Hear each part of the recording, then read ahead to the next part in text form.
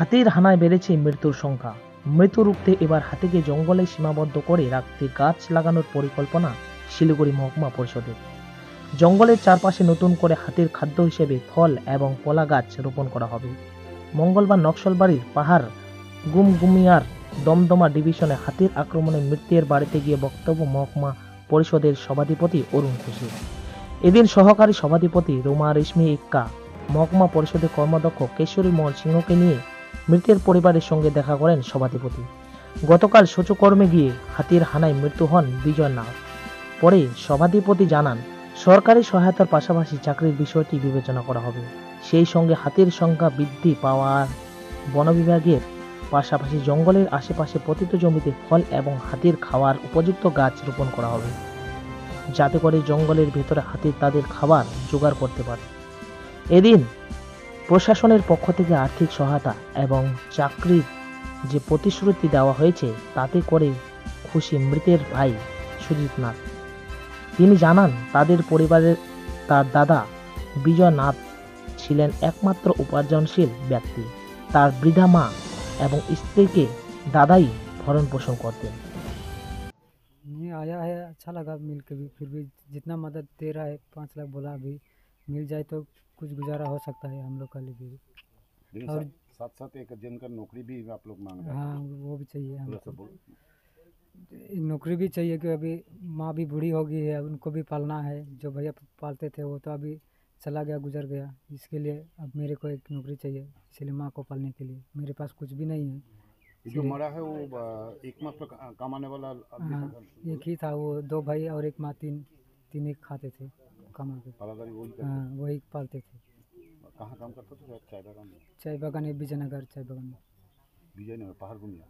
नहीं, वो दूसरा बागान है। अच्छा, विजयनगर चाय बागान में काम करते थे। हाँ, अच्छा, वहाँ से बागान से कोई सहायता मिला आपको? नहीं मिला है अब तक, देखने भी आया? नहीं आया है। क्या नाम है आपका? सुमित नाग। এখানে একটা দুর্ভাগ্যজনক ঘটনা ঘটেছে। হাতির আক্রমণে একজন এখানে প্রাণ হারিয়েছে। কিছুদিন আগেই আমরা হাতিঘিসার আরেকটা পার্টে, সেখানেও কিন্তু মেরিবিটি স্টেটে ওইখানেও একটা সেম এরকম ঘটনা ঘটেছিল। একই বাড়ির দুজন নিহত হয়েছিল, এইখানেও একজন হয়েছে। তো আমরা যেটা প্রত্যেকবারে নেই, আমরা তো যেটা করার আমরা করছি, সরকারিভাবে যে নিয়ম আছে, আমরা 5 লাখ টাকা এককালীন পশ্চিমবঙ্গ সরকার দেন। সেটা যত তাড়াতাড়ি সম্ভব, ফরেস্ট ডিপার্টমেন্টের সবাই এখানে এসে অলরেডি কাগজ প্রসেসিং হয়েছে। পোস্টমর্টম রিপোর্ট আসলে সেটা ভেরিফাই করে খুব তাড়াতাড়ি আমরা চেষ্টা করবো যাতে উইদিন এ উইক আমরা এই টাকাটা দিতে পারি। পাশাপাশি আমরা ফরেস্ট ভলেন্টিয়ারের জন্য বাড়ির থেকে যদি কাউকে যদি কেউ এলিজিবল থাকে বা কেউ যদি করতে চায়, আমরা চেষ্টা করব তাকে যাতে দেওয়া যায়। এখানে আমাদের সহকারী সভাধিপতি, আমাদের ভূমি কর্মাধ্যক্ষ, পঞ্চায়েত সমিতি, গ্রাম পঞ্চায়েতের সদস্য সবাই এখানে আছে। প্রধানরা কালকের থেকে মনিটরিং করছিলেন। গতকালই আমরা আসবো ভেবেছিলাম, কিন্তু কয়েকটা ইস্যুর দিকে আমরা আসতে পারিনি। বারবার একটা কথা উঠে আসছে, সেটা হলো আলো, বিদ্যুতের আলো না থাকায় এই ধরনের দুর্ঘটনা এগুলো ঘটছে। বাগান এলাকা, তো এবার বাগান এলাকাতে আমাদের কিছু কিছু সমস্যা আছে। যেহেতু বাগান অলরেডি গভর্নমেন্টের থেকে লিজ নেওয়া ল্যান্ড আছে, ইলেকট্রিক পোলের অভাব আছে। তো সেগুলো আমরা দেখছি, আমরা চেষ্টা করছি যে যদি বাগান পারমিট করে আমরা কিন্তু লাইটের রাখবো না। আমরা চেষ্টা করি, এর আগেও যেমন ঘটনাটা ঘটেছে, তারপরেও কিন্তু শুধু ওই এলাকাতেই নয়, আমরা হাতিঘিসার আরও বিভিন্ন প্রান্তে কিন্তু ইলেকট্রিসিটির ব্যবস্থা করছি। এবার বাগান এলাকাগুলোতে কিছু সমস্যা আছে, ওটা মালিকের থেকে একটা এনওসি নেওয়ার ব্যাপার থাকে, কারণ ইলেকট্রিসিটিটা পুরোটাই ওনাদের দিতে হয়। তা আমরা তারপরেও বলেছে এখানে 3টে লাইট লাগবে, আমরা 3টে লাইট ইনিশিয়ালি ব্যবস্থা করছি। আর যেহেতু একদমই এটা গ্রামের ভেতরে, আর হাতি এই এলাকাটাতে মানে প্রতি বছরই একটা এই সময়টা, যে ধান পাকার পরে যখন কাটা হয়, হাতিটা প্রতিবারই আসে, কিন্তু সংখ্যা এত বেড়ে গেছে আর জঙ্গল কমে গেছে। মানুষ ওরা ওদেরও করলাম, ওদেরও জায়গার অভাব, খাওয়ার অভাব এটা দেখা দিয়েছে। আমরা ফরেস্ট ডিপার্টমেন্টের সাথে আলোচনা করেছি যে বিভিন্ন জায়গায় গাছ লাগানো, যে গাছগুলো ওরা খায়, সে কুল গাছ হোক, কলা গাছ হোক, এগুলো কিন্তু আমরা বিভিন্ন প্রান্তে লাগানোর একটা চেষ্টা করছি।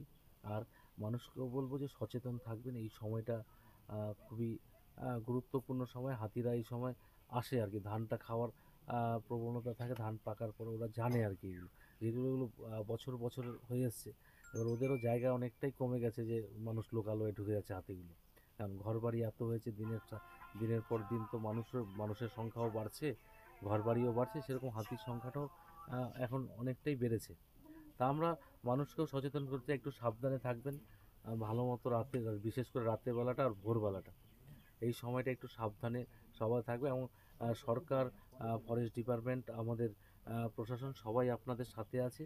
কোনো রকম সহযোগিতা লাগলে এখন এর পরেও যদি, কারণ আরও অনেক জায়গা আছে যেখানে হাতির প্রবণতা আছে আসার, সেই সব এলাকাগুলোকে আগাম যদি আমরা জানতে পারি, এখনই আমরা লাইটের ব্যবস্থা আমরা করে দিতে পারি, যাতে এই দুর্ঘটনাগুলো আগের থেকে এড়ানো যায়। কারণ হওয়ার পরে লাইট দেওয়ার খুব একটা প্রাসঙ্গিকতাও নেই, আর ভালোও লাগে না এটা।